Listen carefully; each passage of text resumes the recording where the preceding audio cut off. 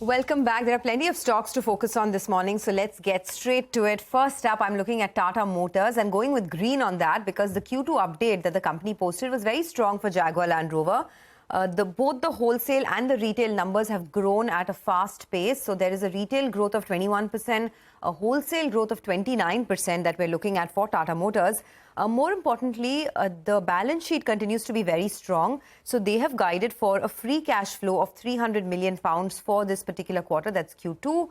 Apart from that, they say that the order book remains very strong at 168,000 units. And finally, Morgan Stanley put out a report. Several brokerages actually have positive updates, but I'm picking out Morgan Stanley from the list. They have a target price of 711. They have an overweight. They like the numbers this time, and the target price is well above the current market price. So I'm going with green over there. Okay, all right. Going with green on Tata Motors. Let's hop across to Abhishek, who's joining us to tell us about Bajaj Finance. They announced their big fundraising plans. Morning, Abhishek. Morning, Nigel. So, Bajaj Finance has taken a board approval to raise about 10,000 crore. This will be in two tranches. One is the QIP, which will be about 8,800 crore at CMP. If you take into account the calculations, it suggests that book value will increase by 14%. to about rupees 1,025 per share. Equity dilution will be just 1.85%, and that will help the Tier 1 ratio improve by almost 4% to around the 27% level. Additionally, the company will issue warrants to Bajaj Finserv and raise about rupees 1,200 crores. So in total, Bajaj Finance is looking to raise about 10,000 crore.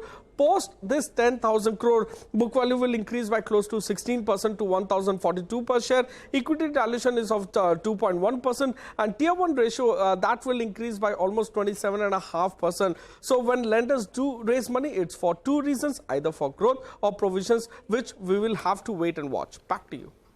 All right, thanks a lot for that. I'm looking at IndiGo this morning.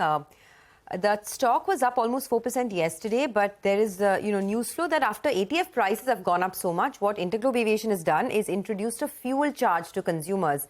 So now, depending on the distance that you travel, you'll have to pay an additional charge for the fuel. This is purely because ATF prices have gone up so much, and the maximum charge that you will pay based on distance is 1,000 rupees. So if you're traveling a particular distance X, there could be 300 rupees additional charge, and that will go all the way up to a maximum of 1,000 rupees to offset the rising ATF prices. Now, this fuel charge will kick in from the 6th of October 2023. Remember, ATF prices were hiked by 5% in the month of October, and this was the fourth straight increase in ATF prices. So IndiGo had to do something. So folks, from today is when fuel charges go up. So if you have not booked your tickets yet for your travel, get ready to pay more. I went back and looked at in my mailbox tickets which I booked earlier. In 2018, there used to be a charge, and they used to send you this breakup of tickets. There was that fuel surcharge. I mean, it was 300 rupees. That's because ATF price had gone up a lot at that time. So it's been kind of reintroduced. Yeah. But if you don't see the breakup, I mean, I think you miss it, right? I mean, you see it, you think flights have gone up because it's peak season, etc. But that's what's happened on IndiGo. Well, let's move over. There's Adani Wilmar and Godrej Consumer, which are in focus. Mangalam is here with details on both. Mangalam, hi. Hi. So, the second quarter updates coming in thick and fast for the consumer space as well. We have Godrej Consumer. Looks a little weak. I'll tell you why. Because, the macro conditions and adverse weather conditions impacted demand in India. Consolidated volume growth for the company has been seen in mid-single digits. They've reported double-digit constant currency revenue growth, and that's largely on account of the mid-teens growth that they've seen in their non-India businesses. Year-on-year margin expansion has been healthy.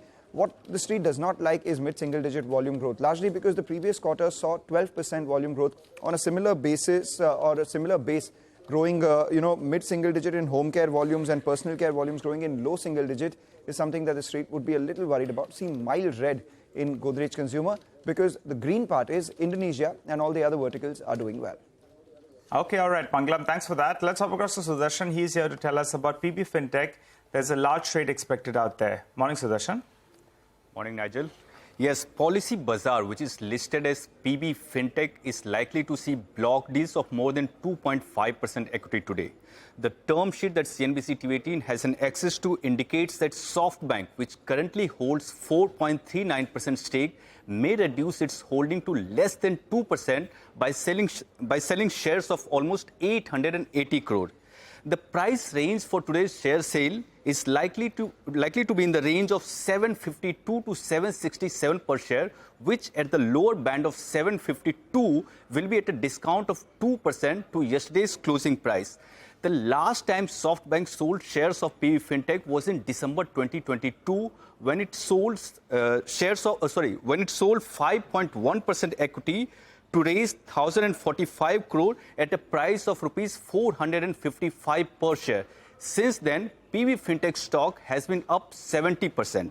Now, after today's block deals, there will be a lock-in period of 60 days if SoftBank plans to sell further stake. Right, thanks a lot for that. PB Fintech in focus. The other stock we're looking at is Adani Wilmar. Mangalam's here to tell us how the business shaped up this time. Mangalam, over to you. Well, year-on-year edible prices have come down sharply. So, their overall revenues this time around have declined, but volume growth has been in double digits. If you just take a look at their edible oil, volume growth has been just around 5%, whereas the value decline has been around 19%.